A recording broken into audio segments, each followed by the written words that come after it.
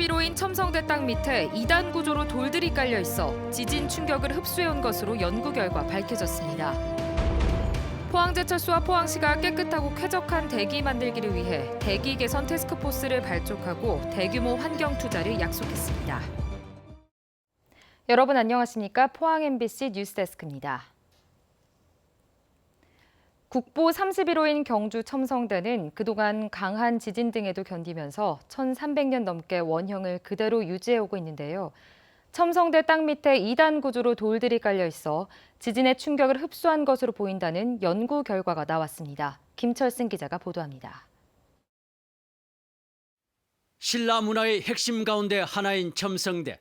전자기파를 이용해 땅 밑을 조사했더니 2단 구조로 돌들이 깔려 있는 것으로 확인됐습니다. 지하 1.2m까지는 사각형으로 그 아래 3m까지는 원형으로 돌이 채워져 있어 지진의 충격을 흡수한 것으로 분석됩니다. 첨성대는 처음 창건 당시부터 지진이나 이런 거에 충분히 견딜 수 있게 과학적인 방법으로 또 지혜롭게 이렇게 건축됐다고. 꼭대기에 설치된 정자석과 첨성대 안쪽 절반 가까이 채운 흙과 돌도 지진에 견디는 기능을 충분히 한 것으로 몇 년 전 이미 밝혀진 상태입니다. 또 첨성대 하부 직경이 상부보다 더 길어 무게 중심이 낮아져 진동에 잘 견디는 것으로 여러 차례 확인됐습니다. 기초 부분이 있을까 없을까에 대한 고민이 많이 있었습니다. 아직 이번 탐사 결과를 통해서 적어도 지하 3m까지는 첨성대의 기초가 견고히 있다. 첨성대의 기능과 성격을 규명할 새로운 실마리가 조금씩 드러나면서 선조들의 지혜에 대한 경외심도 커지고 있습니다. MBC 뉴스 김철승입니다. 포항제철소와 포항시는 깨끗하고 쾌적한 대기 만들기를 위한 대기 개선 TF 발대식을 개최했습니다. 대기 개선 TF는 포항제철소를 친환경 제철소로 만들기 위해 그룹사와 포항산업과학연구원이 참여하며 환경, 정비, 기술연구, 인력 등으로 구성된 조직으로 2021년까지 운영됩니다. TF는 비산 먼지 저감을 위해 5만 톤 규모의 밀폐 저장 시설을 설치하고 미세 살수 장치인 드라이포그를 개발할 예정이며 세계 최고 수준의 배출가스 저감 장치를 신설하고 노후 발전 6기도 폐쇄할 방침입니다. 한국수력원자력이 영덕 신규 원전 건설 예정지 지정고시 해제가 이달 말 이뤄진다고 보고 이미 매입한 토지를 되팔기로 방침을 세운 것으로 알려졌습니다. 한수원이 작성한 천지원전 매입 부동산 매각 기본계획 수립 문건에 따르면 인근 지가 변동률을 감안해 환매하고 여의치 않을 경우 한국자산관리공사를 통해 공매하되 고시 해제 전까지는 나머지 보상을 계속 추진한다는 방침입니다. 한수원이 취득한 토지는 전체 부지의 19%인 61만여 제곱미터로 이주와 관련해 주민 23명은 한수원을 상대로 집단 이주단지 조성을 주장하며 소송을 벌이고 있습니다.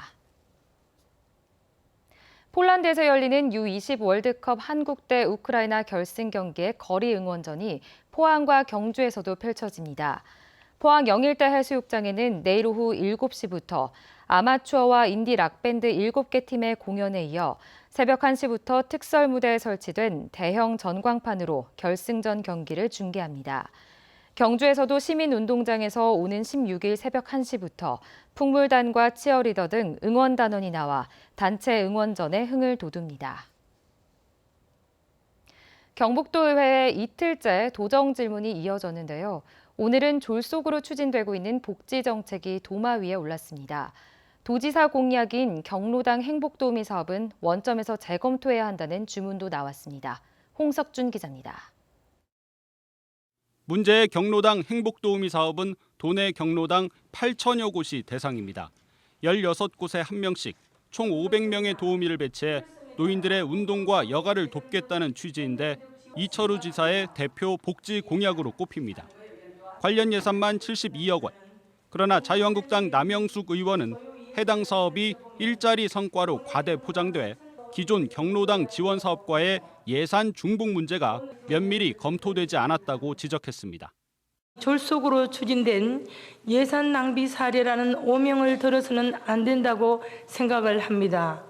필요한 경우 원점에서 행복도우미 사업을 재검토해야 한다고 생각하는데 예산이 넘쳐 문제인 노인복지와 달리 저출생 대책 등 청년층 복지 공약은 추진 속도와 열의가 크게 떨어진다는 평가가 나왔습니다.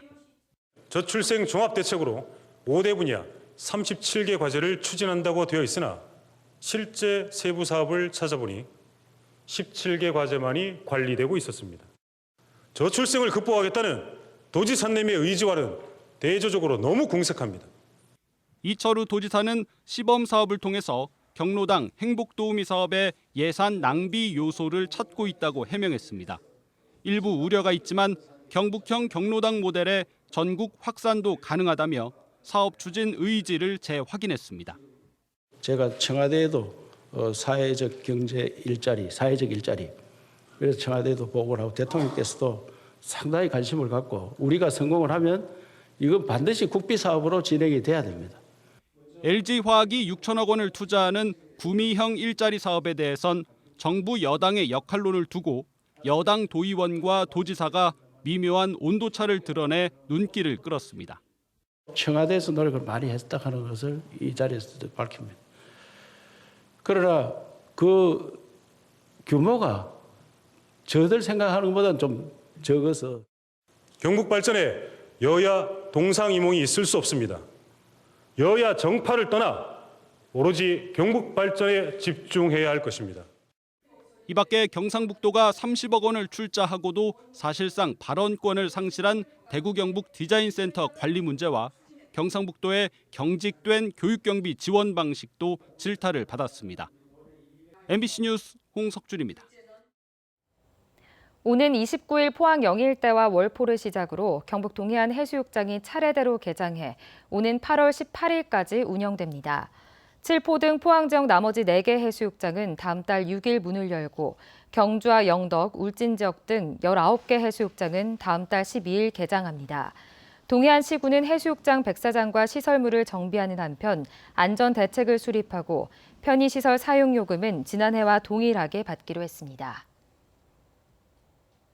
민주노총 경북지역 본부는 오늘 노동부 포항지청 앞에서 도보 순회투쟁단 기자회견과 해단식을 개최했습니다. 민주노총은 지난 11일부터 나흘간 경북적 도보 순회투쟁을 벌였고 노동 현안에 대한 현장 노동자들의 분노와 문제의식을 확인했다고 밝혔습니다. 또 정부와 국회의 최저임금 인상과 ILO 핵심 협약 비준을 촉구하고 7월 총파업으로 노동 기본권을 쟁취하겠다고 밝혔습니다. 대구지법 포항지원 제1형사부 이명철 재판장은 지방교육자치에 관한 법률 위반 혐의로 기소된 A씨에 대해 징역 6월에 집행유예 2년을 선고했다고 밝혔습니다. A씨는 지난 2017년 12월부터 이듬해 6월 경북도 교육감 선거가 치러지기 전까지 자신이 운영하는 업체 직원에게 지지를 호소하는 사진과 글 등을 SNS나 인터넷 블로그에 올리도록 지시하고 대가로 1,200여만 원을 제공한 혐의로 기소됐습니다. 기압골의 영향으로 경북 동해안에는 산발적으로 빗방울이 떨어졌습니다.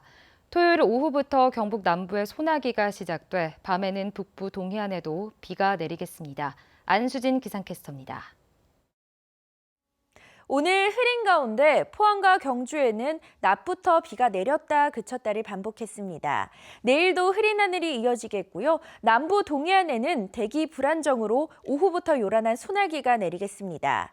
소나기가 오는 지역으로는 돌풍과 함께 천둥, 번개 치는 곳이 있겠습니다. 안전사고와 더불어 시설물 관리에도 유의하시기 바랍니다.